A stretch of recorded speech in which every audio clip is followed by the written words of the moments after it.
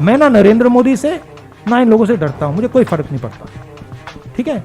मैं साफ सुथरा आदमी हूं, मुझे ये छू नहीं सकते, बात समझिए। हाँ, गोली से मार सकते हैं वो अलग बात है, मगर छू नहीं सकते। और मैं देशभक्त हूं, मैं अपने देश की रक्षा करता हूं और मैं करता जाऊंगा। मैं अकेला खड़ा हो जाऊंगा, पूरा देश अलग से दूसरे साइड हो जाएगा, मगर मैं अकेला खड़ा होकर खड़ा हो जाऊंगा, मुझे कोई फर्क नहीं पड़ता। ये मेरा धर्म है, मैं उनसे भी ज्यादा फैनेटिक हूं, ठीक है। और यहां क्या हो रहा है, जिस चीज के लिए ये देश लड़ा था 70-80 साल पहले, वो फिर से हो रहा है। आज मेरी बात मत मानो, जब गुलाम बन जाओगे तो फिर मानना। अगर आप पिछले 6-7 साल को देखें तो हर इंडस्ट्री में उन्हीं 4-5 लोगों की मोनोपोली बन रही है। पावर देखिए, एयरपोर्ट्स देखिए, पोर्ट्स देखिए, टेलीकॉम देखिए, जहां भी आप देखेंगे उन्हीं 4-5 लोगों की मोनोपोली बन रही है। मतलब इस देश के 4-5 नए मालिक हैं। आज तक एग्रीकल्चर में, खेती में मोनोपोली नहीं थी। आज तक हिंदुस्तान के खेतों का फायदा किसानों को जाता था, मजदूरों को जाता था, मिडिल क्लास को जाता था, गरीबों को जाता था। कैसे? एक पूरा ढांचा था जो इन लोगों की रक्षा करता था। उसमें मंडियां शामिल थी, उसमें एसेंशियल कमोडिटीज एक्ट शामिल था, उसमें लीगल सिस्टम शामिल था। ये 3 कानून खेती में, एग्रीकल्चर में एक बार फिर जो इंडिपेंडेंस से पहले हालत थी वो करने जा रहे हैं। 4-5 लोगों के हाथ में पूरा का पूरा एग्री हिंदुस्तान की खेती का ढांचा नरेंद्र मोदी जी दे रहे हैं।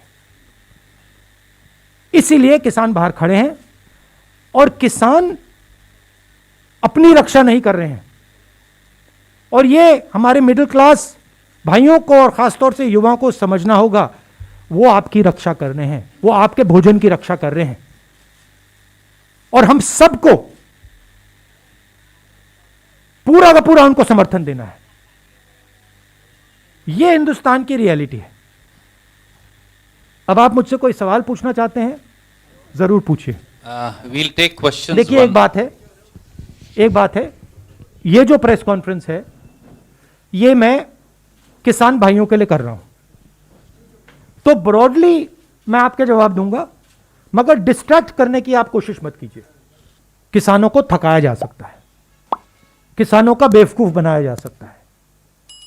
किसानों को ना थकाया जा सकता है, ना उनका बेवकूफ बनाया जा सकता है। किसान प्रधानमंत्री से ज्यादा होशियार है। प्रधानमंत्री से ज्यादा समझ हिंदुस्तान के किसान को है, क्या हो रहा है क्या नहीं हो रहा है। तो that is the reality. Solution एक ही आएगा, ये तीनों कानूनों को वापस लेना पड़ेगा, और कोई सोल्यूशन नहीं आएगा।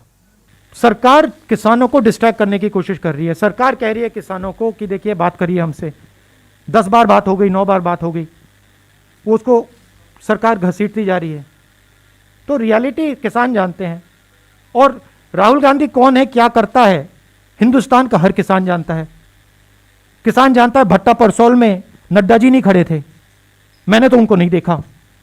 लैंड एक्विजिशन समय नड्डा जी तो नहीं खड़े थे, मोदी जी तो नहीं खड़े थे, राहुल गांधी खड़ा था। तो जब किसान की जमीन का मामला था वहां पे कांग्रेस खड़ी थी। जब किसानों के कर्जा माफ करने की बात आई थी वहां कांग्रेस खड़ी थी। नड्डा जी कहां थे, मुझे तो नहीं दिखे। और ये मैं आपको एक और बात बता देता हूं, देखिए मेरा कैरेक्टर है,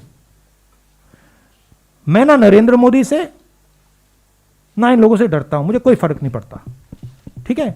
मैं साफ सुथरा आदमी हूं, मुझे ये छू नहीं सकते, बात समझिए। हां, गोली से मार सकते हैं वो अलग बात है, मगर छू नहीं सकते।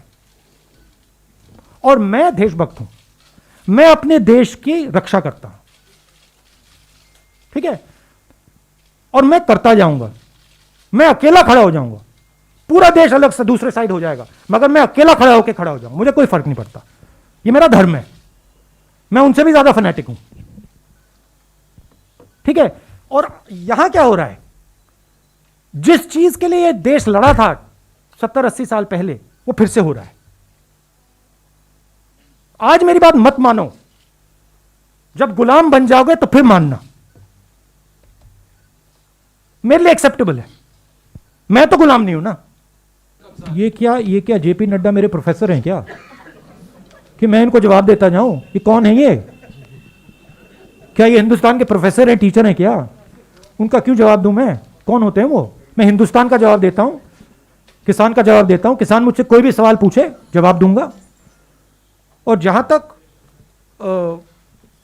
एग्रीकल्चरल सिस्टम की रिफॉर्म की बात है, हाँ हमने रिफॉर्म की बात की है, मगर हमने एग्रीकल्चरल सिस्टम को डिस्ट्रॉय करने की बात नहीं की। हमारे किसी भी कानून में यह नहीं लिखा कि किसान जाकर कोर्ट में नहीं जा सकता। हमारे किसी भी कानून में यह नहीं लिखा कि मंडी को हम खत्म कर देंगे, नष्ट कर देंगे। हमारे किसी भी कानून में नहीं लिखा कि हम मतलब एक दो लोगों को पूरे हिंदुस्तान का अनाज स्टोर करने देंगे। कोई भी हमारा किसान, कोई भी ऐसा कानून नहीं है। देखिए, ये एक प्रोसेस है।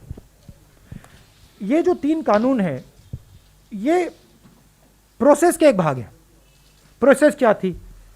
Process Bhatta Parsaul, process land acquisition, process कि नरेंद्र मोदी जी ने कहा मैं बोनस नहीं दूंगा, एमएसपी में सही पैसा नहीं देना। आस्ते आस्ते आस्ते आस्ते नरेंद्र मोदी जी, बीजेपी किसान को कमजोर करने की कोशिश कर रहे हैं। एक बार किसान कमजोर हो गया तो फिर वो लड़ ही नहीं पाएगा। तो ये जो 3 कानून हैं, ये एक प्रोसेस है, ये यहां नहीं रुकने वाले। इनका लक्ष्य है कि हिंदुस्तान के किसान को ये खत्म करना चाहते हैं। और ये जो पूरा एग्रीकल्चरल सिस्टम है, ये अपने 3-4 मित्रों को देना चाहते हैं। ये रियलिटी है। और हमारा काम हिंदुस्तान का जो किसान है उसका प्रोटेक्शन करना है। तो इस स्पेसिफिक इंस्टेंस में ये 3 कानूनों को रद्द करना ही पड़ेगा। कांग्रेस पार्टी की पोजीशन है, किसानों की पोजीशन है। मगर आप यह मत सोचिए कि अगर ये 3 कानून रद्द हो गए नरेंद्र मोदी वहां रुकेंगे। वो नहीं रुकने वाले। वो हिंदुस्तान के एग्रीकल्चरल सिस्टम को 3-4 लोगों के हाथ में करना ही चाहते हैं और हमें उनको रोकना है। नहीं नहीं, ये बात नहीं है। हम किसान की इंडिपेंडेंस को रिस्पेक्ट करते हैं। ये हम बात एक्सेप्ट करते हैं कि ये किसानों का आंदोलन है और हम उनकी जो स्पेस है, उनकी जो जगह है, उसकी इज्जत करते हैं, उसका आदर करते हैं, उसका रिस्पेक्ट करते हैं। ये रियलिटी है। ये प्रेस कॉन्फ्रेंस किसानों को मदद करने का प्रेस कॉन्फ्रेंस है। मैं यहां आया हूं, मैंने कल भी बोला, तो हम मदद कर रहे हैं, हम प्रेस के थ्रू मदद कर रहे हैं, हम स्टेटमेंट्स के थ्रू मदद कर रहे हैं, मगर हम उनका आदर भी करते हैं। देखिए, मैंने कोरोना के समय कहा था फरवरी में कि बहुत बड़ी प्रॉब्लम क्रिएट होने वाली है। आप में से लोगों ने मजाक उड़ाया, ठीक है। आप में से लोगों ने कहा कि देखो राहुल गांधी क्या बोल रहा है। शब्द था फियर मॉन्गरिंग। मैं आपको आज बता रहा हूं और आप अपने नोटपैड में ये लिख दीजिए। चाइना हिंदुस्तान की कमजोरी को देख रहा है और समझ रहा है और चाइना के पास एक साफ क्लियर स्ट्रेटेजिक विजन है। वो दुनिया को शेप करना चाहते हैं। हिंदुस्तान के पास कोई स्ट्रेटेजिक विजन नहीं है। हिंदुस्तान कभी ये करता है, कभी वो करता है, स्ट्रेटेजिकली काम नहीं कर रहा है। चाइना ने हिंदुस्तान को 2 बार टेस्ट किया है। एक बार ढोकलाम में टेस्ट किया है और अब लद्दाख में अपने ट्रूप्स डालकर टेस्ट किया है। वो टेस्ट कर रहा है, वो ऐसे देख रहा है। और मैं आपको बता रहा हूं कि अगर चाइना को क्लियर मैसेज हिंदुस्तान ने नहीं दिया, अगर हिंदुस्तान ने क्लियर अपने दिमाग में स्ट्रैटेजी नहीं बनाई, चाहे वो मिलिट्री स्ट्रैटेजी हो, चाहे वो इकोनॉमिक स्ट्रैटेजी हो, चाहे वो जियोपॉलिटिकल स्ट्रैटेजी हो, तो चाइना चुप नहीं बैठेगा। चाइना इसका फायदा उठाएगा और जब फायदा उठाएगा तब नुकसान हो जाएगा, तब आप उसको रोक नहीं पाओगे। इसीलिए मैं रिपीट करता जा रहा हूं, मैं रेड फ्लैग रेज कर रहा हूं सरकार के लिए। आपके जमीन के अंदर आ गए हैं, आपको लगता है कि ये इसको आप तू मैं करके परे कर सकते हो। आपको लग रहा है कि आप इवेंट मैनेजमेंट के थ्रू इसको मैनेज कर सकते हो। आप गलत फहमी में हो। चाइना दूसरी चीज है। चाइना डोमिनेट करना चाहता है और वो सिस्टमैटिकली काम कर रहा है। आपके शब्दों से कुछ फर्क नहीं पड़ने वाला है। आप मेरे बारे में कुछ भी बोल दो, कुछ फर्क नहीं पड़ने वाला है। आपका काम हिंदुस्तान की रक्षा करने का है, आप नहीं कर रहे हो, और उसका नतीजा हिंदुस्तान को देखने को मिलेगा। रियलिटी से नहीं हट सकते हैं। इसीलिए मैं वार्निंग दे रहा हूं कि देखिए, मैं ऑपोजिशन लीडर हूं, मेरा काम है, देखिए कोरोना आ रहा है, इकोनॉमिक डैमेज होगा, लोग मरेंगे, तैयारी कर लीजिए। उन्होंने कहा राहुल गांधी बकवास कर रहे हैं। आपने देख लिया, इकोनॉमी उड़ गई, रोजगार खत्म हो गया, मजदूर मर गए। क्यों? क्योंकि वो बस बातचीत करते रहते हैं। उनके माइंड में एक्चुअल वो एक्शन नहीं करना चाहते। और दुनिया डेंजरस रास्ते से निकल रही है। ट्रांजिशन पीरियड है, बदलाव का पीरियड है, और जो हमारी नेशनल लीडरशिप है उसको सीरियसली लेना चाहिए। Thank you, sir. Can I go back to Raman? देखिए, जैसे मैंने आपसे कहा कि फार्म लॉ एक इवेंट नहीं है, एक प्रोसेस है। पहले लैंड एक्विजिशन, भट्टा पर सोल, प्रोसेस। चाइना एक इवेंट नहीं है, चाइना एक प्रोसेस है। और मैं स्टडी करता हूं, मैं सोच समझ के बोलता हूं। मैं आपको बता रहा हूं, बहुत डेंजरस सिचुएशन बन रही है। देखिए, जो विपक्ष लड़ता है वो इंस्टीट्यूशनल फ्रेमवर्क के साथ लड़ता है। विपक्ष को फ्री एंड फेयर मीडिया की जरूरत होती है, विपक्ष को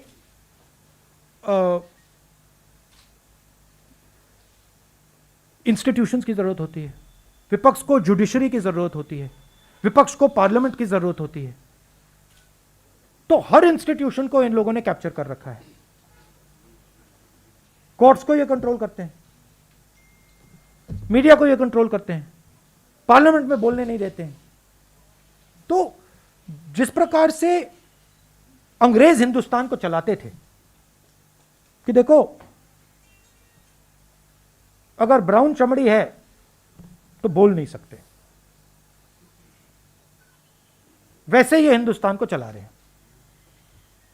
बोल नहीं सकते, बोलोगे तो मारेंगे।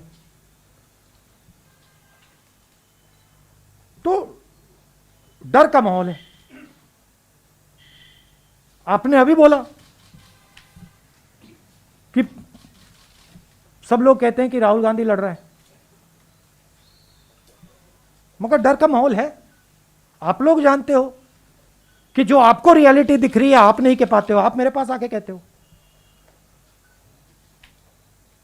तो ये हिंदुस्तान की रियलिटी है, और इससे हम लड़ेंगे। नहीं, वो तो मैंने आपको समझाया कि हम किसानों की जो का आंदोलन है उसको रिस्पेक्ट करना चाहते हैं। तो दैट इज द रीजन। देखिए,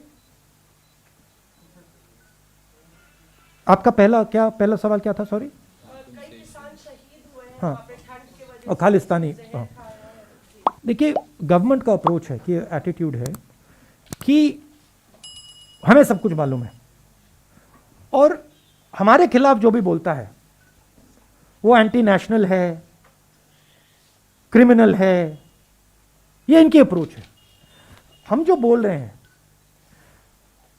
हमें प्रॉब्लम दिख रही है, कोरोना की हमें प्रॉब्लम दिखी, हमने बोला, गवर्नमेंट हमारा दुश्मन बना देती है। हमने चाइना की बात बोली, गवर्नमेंट हमारा दुश्मन बना देती है। बट हम वार्निंग सिग्नल दे रहे हैं। गवर्नमेंट को यह समझ नहीं आ रही है कि मान लो इन्होंने इन किसानों को दबा भी लिया, मामला वहां नहीं रुकने वाला। एनर्जी कहीं और से निकलेगी, युवाओं से निकलेगी, अनएम्प्लॉयड यंगस्टर से निकलेगी। तो हम वार्निंग दे रहे हैं कि देखिए, आपने हिंदुस्तान के किसानों पर आक्रमण किया है, यह आप मत कीजिए। आप इनकी शक्ति को नहीं पहचान रहे हैं। तो ये रियलिटी, इनकी अप्रोच ही गलत है। ये सीखना नहीं चाहते हैं, ये सोचना नहीं चाहते हैं, ये सिर्फ बोलना चाहते हैं। इनको सिखाया गया है, आरएसएस के लोग उनको सिखाते हैं कि देखो ना तुम्हें सुनना है ना तुम्हें समझना है, तुम्हें बस बोलना है, और बोलने में ये टॉप ग्रेड है, बट सोचते नहीं है। और देश को चलाने के लिए बोलने से ज्यादा सोचने की जरूरत होती है। भट्टा परसोल में हम सरकार में थे, please tell him to read the newspapers. और कर्जा माफ हमने 72,000 करोड़ रुपए किया, और लैंड एक्विजिशन बिल में हमने पार्लियामेंट में ऑपोजिशन में पास नहीं किया था, हम सरकार में थे। But anyway, JP Nadda is not anybody I am answering to. वो किसको बुक करना है? वो जर्नलिस्ट को बुक करना है या उसको उनको बुक करना है जिन्होंने इंफॉर्मेशन दिया, या दोनों को बुक करना है? दोनों को बुक करना पड़ेगा, क्योंकि इंफॉर्मेशन दिया भी किसी ने है और लिया भी किसी ने है। देखिए, एक जर्नलिस्ट को डिफेंस का सेंसिटिव इंफॉर्मेशन बालाकोट से पहले इंफॉर्मेशन दी जा रही है। उसी जर्नलिस्ट ने पहले कहा पुलवामा के बाद कि यह हमारे लिए बहुत अच्छा हुआ है। Reflection of the mindset of the prime minister. जो इनकी माइंडसेट है वो उनकी माइंडसेट है। ये देखो हमारे लिए बहुत अच्छा हुआ है कि हमारे 40 लोग मर गए, अब हम चुनाव जीत जाएंगे। आपने इंफॉर्मेशन दी, इंफॉर्मेशन चार पांच लोगों के पास थी। ऐसे मिशन में पायलट्स के पास नहीं होती है। ऐसे मिशन में पायलट्स को लास्ट मिनट में मिलती है। एयर चीफ के पास थी, prime minister, home minister, defence minister, NSA. इन 5 लोगों में से किसी ने इस व्यक्ति को यह इंफॉर्मेशन दी। यह क्रिमिनल एक्शन है।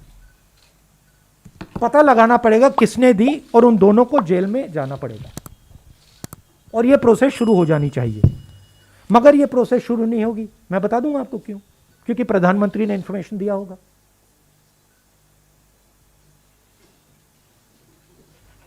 तो होगी नहीं, शायद बाद में हो। क्या आधार है आप कह रहे हैं प्रधानमंत्री ने दिया है? नहीं, मैं बहुत बड़ा आरोप लगा रहे हैं। 5 लोगों के पास है। आपके पास इंफॉर्मेशन थी, आप तो नहीं दे सकती थी। Prime minister new, air chief new, NSA new, home minister new, defence minister new, 5 people new. Which one of इनमें 5 में से किसने दिया? तो दैट इज क्लियर कट, सीधी बात है। आप प्रोफेसर से पूछिए, नाडा जी से पूछिए। Thank you so much. इस खबर को अभी लाइक करें, शेयर करें, अभी चैनल को सब्सक्राइब करें और घंटी जरूर दबाएं।